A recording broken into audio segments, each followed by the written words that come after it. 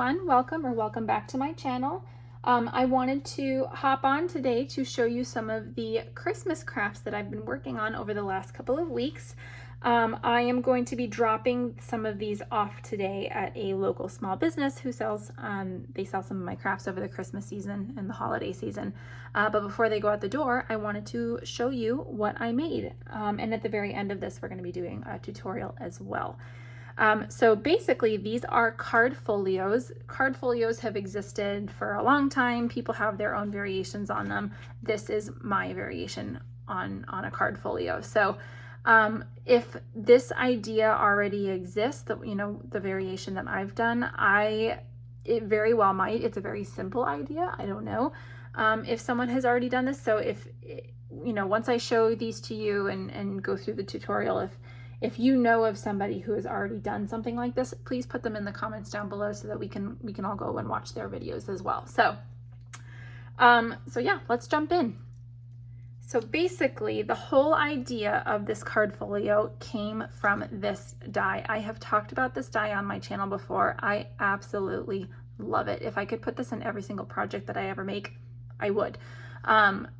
It is a pocket die, so it's a 3-tier pocket die, and then you can use this additional die to add your decorative paper to each of the layers. And I think it's so pretty and it's so functional, and I really wanted to create something this year that was not an album per se and not just a Christmas card, but it was kind of something in between, because I found that a lot of times when I make albums and I send them different places, people outside of our world, kind of this paper crafting world, they don't really know what to do with it, and it seems very intimidating, and they kind of treat it like they need to be very gentle with it, and it's super fragile, and when it's out for display at different shops, people have a hard time feeling comfortable picking it up and opening it and flipping through it. And so I really wanted to create something that was kind of this happy medium between an album and a card. So this kind of popped into my head, and I'd had this idea for a project revolving around this die kind of floating in my head for a while. So I figured this was the time to do it. So I actually haven't even counted these up. I think I've made probably 12 or 15 of these maybe, but they're so simple and they're so pretty. So what I'm going to do is show you each of them. I'll show you probably the first couple and explain what I did.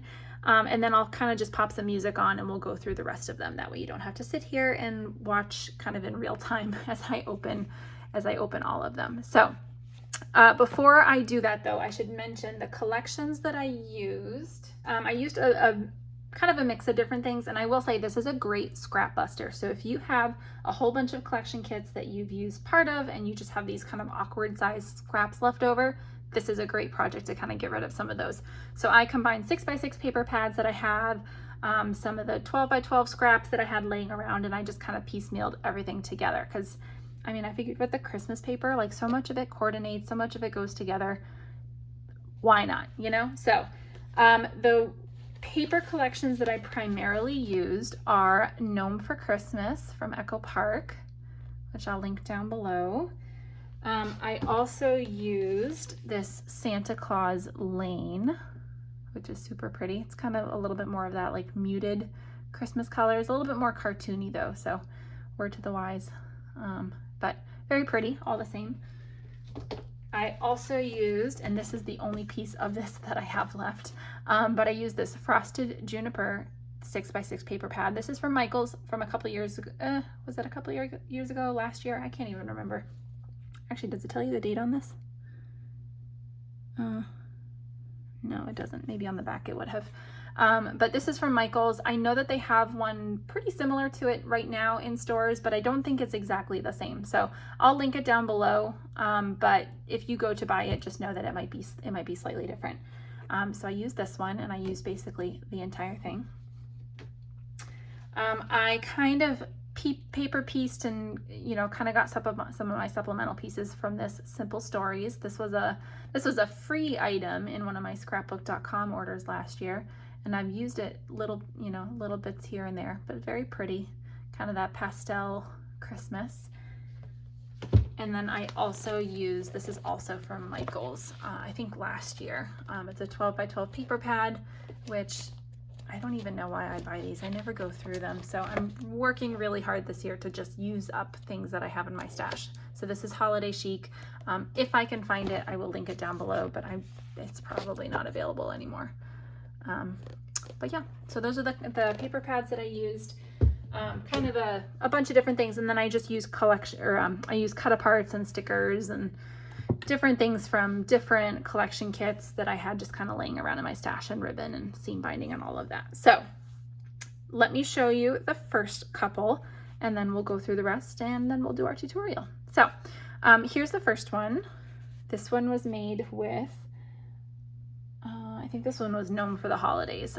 So I used 110-pound cardstock to create the folio itself, the card folio, and then I just used scraps of paper to paper mat. This one has like a dark green paper mat behind everything, and then I just used one of the cut aparts from the collection kit on this front cover. I used some green ribbon from my stash, and yeah, that was it. Used some extra scraps for the binding, or for the spine, I mean, and that was it. So inside, they all look just like this, or some variation. So I used that pocket die to create this pocket here on the right hand side.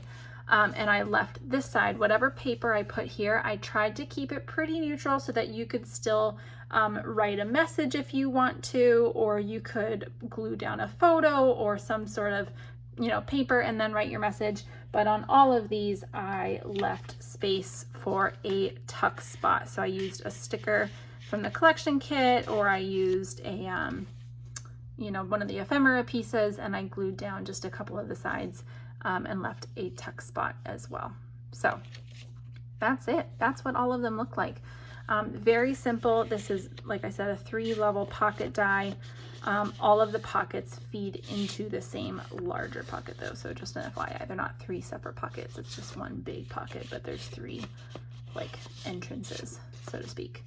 So yeah, that's it. These are super simple, but they were so fast, it came together in like, I don't know, maybe an hour or so. And yeah, that was it. Very cute. So I'll go through one more with you, and then I will, actually I don't even need to, I'll just pop on the music now and we'll go through all of them. So here's the first one.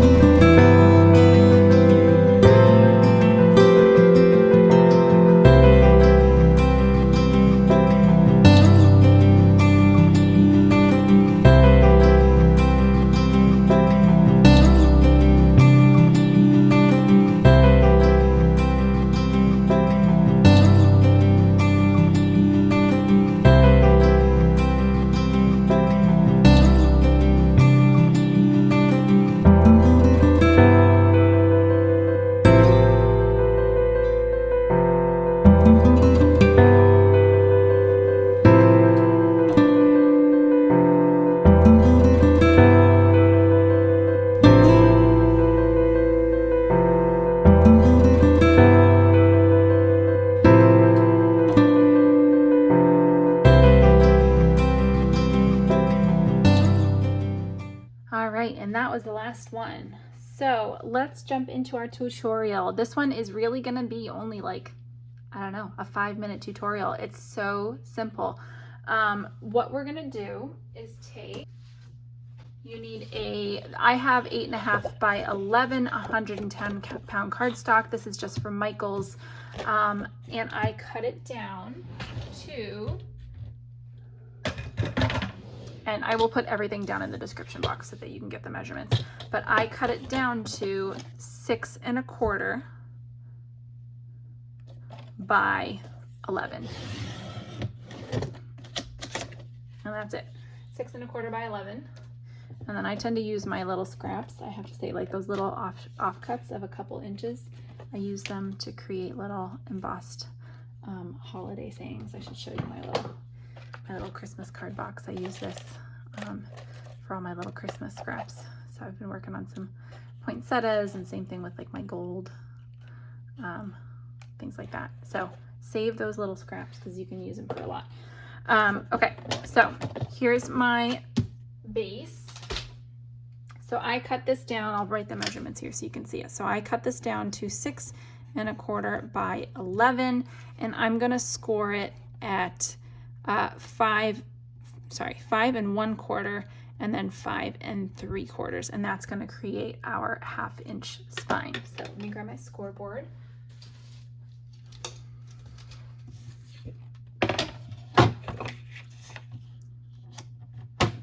Okay, so 5 1/4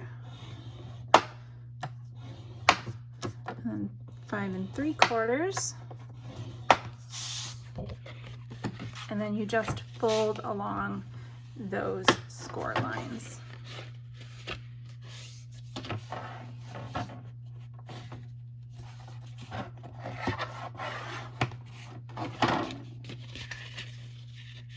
And that's it, guys. That's all it is. It's just that right there. So then on top of that, all I do, and I did this ahead of time, I cut out the pocket from this, using this pocket die. And all I do is I have just a scrap of paper here. It really doesn't matter how big it is. As long as it is tall enough, or rather it's not so tall that it covers this little notch, because what we're going to do is back this pocket, so then when you slip your paper in, like let me show you here, I always put a backer in so that you get this really nice black background to your pocket, because otherwise you can see everything through the back of the pocket, which if that's your style, that's fine. I just like creating that kind of backdrop to it. So it really is your preference, but I like to cut a piece of paper down to act as the backer. So I'm gonna cut this. It really doesn't matter how tall this is. This actually is the perfect length because it doesn't cover that little divot. Okay, so this is 4 1/2 tall. I might trim that down. Actually, let's leave it 4 1/2, and I'm gonna cut it down to 4 7/8. So here's my paper trimmer. I want to cut it down to 4 7/8. Actually, we'll go one more just to give myself a little wiggle room. One more 16th. So what would that be? 4 7/8. Oh Lord, this would be. Oh, I will put it in the description. I can't do that math off the top of my head, just like that. Okay, so all we're gonna do, let me move this out of the way, is glue our backer onto our pocket. Okay, so this die comes with the little gussets already built in, so all you have to do is just fold along the lines. Don't have to do anything special. Come on.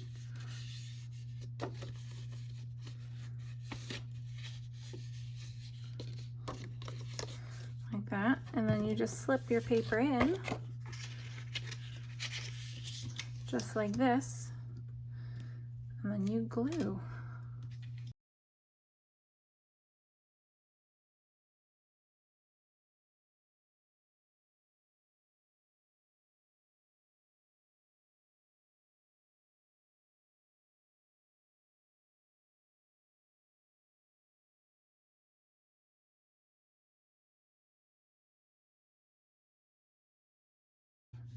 This one doesn't want to stick down as well.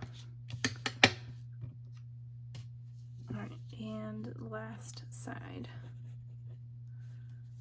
I should mention I do use just 65-pound cardstock for this one, for the pocket, just because I find that if you use the 110-pound, it gets a little too thick, and then once you go to, you know, put it either in your album or you put it in your card folio, you add all of your little pieces and, you know, things you want to tuck inside, it tends to get pretty thick. So I just use 65-pound cardstock,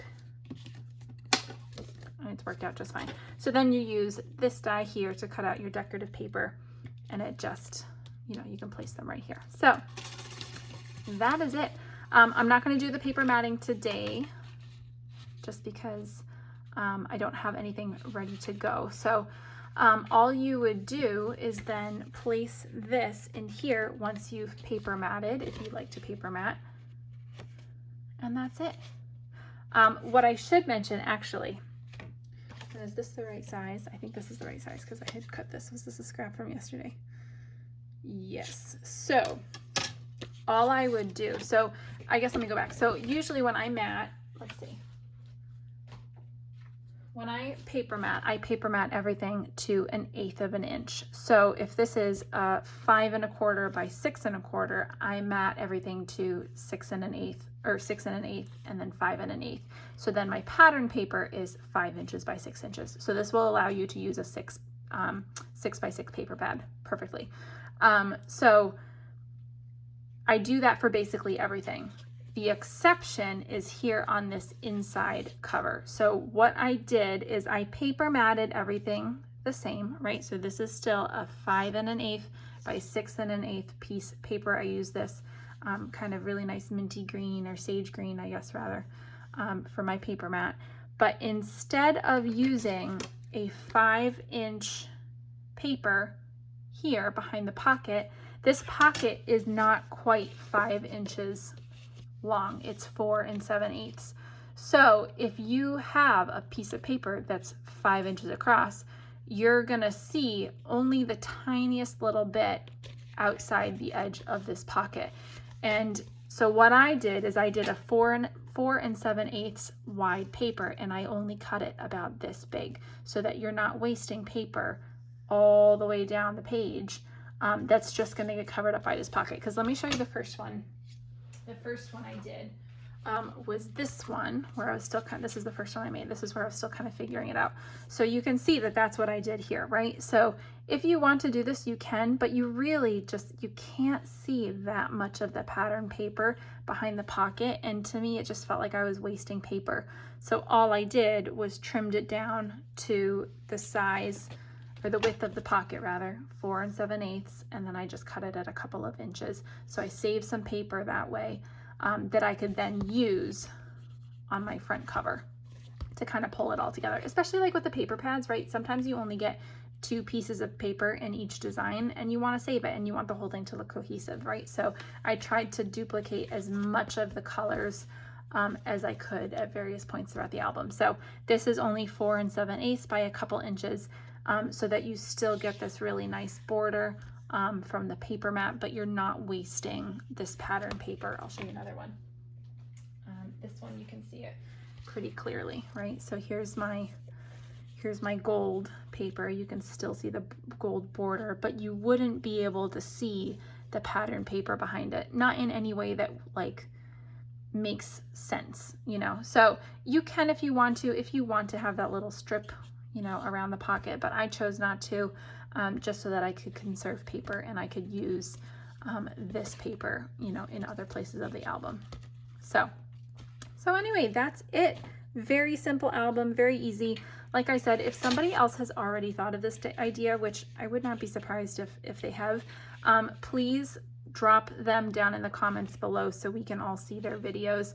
If anyone does decide to make this, please tag me. I would love to see what you made. And yeah, keep an eye on my Etsy shop. I'll be uploading some of these, and then some will also go to the local small business that I work with. I'm not going to put the name in though, just for privacy reasons. So yeah, thanks for watching, guys. I hope you all have a nice holiday season, whatever you celebrate, and I'll see you in the next video.